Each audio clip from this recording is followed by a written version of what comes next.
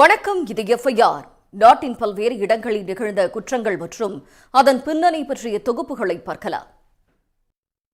சின்னத்திரை நடிகை ஸ்வேதா, சினிமா துணை இயக்குநர் ஆதி இடையே நடக்கும் திருமண சர்ச்சை தொடர்பாக நடிகை பரபரப்பு விளக்கத்தை அளித்துள்ளார். நகை பணம் மோசடி தொடங்கி ஆதி மீது அடுக்கடுக்கான குற்றச்சாட்டுகளை முன்வைத்துள்ளார்.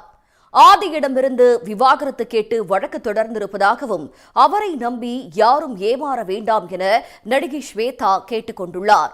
ஸ்வேதா ஆதி சர்ச்சையின் பின்னணி என்ன? கேரவனுக்குள் அத்துமீறி நுழைந்து நடிகையிடம் தவறாக நடந்து கொண்டதாக அளிக்கப்பட்ட புகாரில் மலையாள இயக்குநர் ரஞ்சித் பாலகிருஷ்ணன் கைது செய்யப்பட்டுள்ளார். பொய் புகார் அளித்து பழிவாங்க முயற்சிப்பதாக இயக்குநர் அளித்திருக்கும் விளக்கத்தின் பின்னணி என்ன?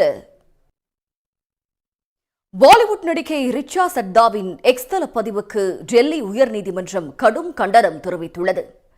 டிஜிட்டல் விஜிலாண்டிசம் பெயரில் ஒருவரை முன்கூட்டியே குற்றவாளி என முத்திரை குத்துவது சட்டப்படி தவறு என்று நீதிபதி எச்சரிக்கை விடுத்திருப்பதன் பின்னணி என்ன?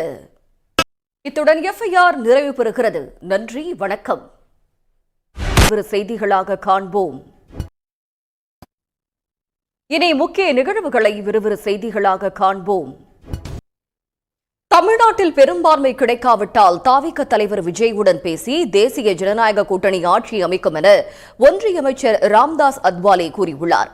புதுச்சேரியில் செய்தியாளர்கள் மத்தியில் பேசிய அவர் இவ்வாறு தெரிவித்துள்ளார்.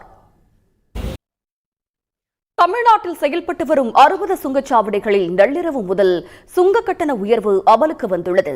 5 ரூபாய் முதல் 315 ரூபாய் வரை உயர்த்தப்பட்டிருக்கும் நிலையில் அத்தியாவசிய பொருட்களின் விலை உயரும் என அச்சம் ஏற்பட்டுள்ளது.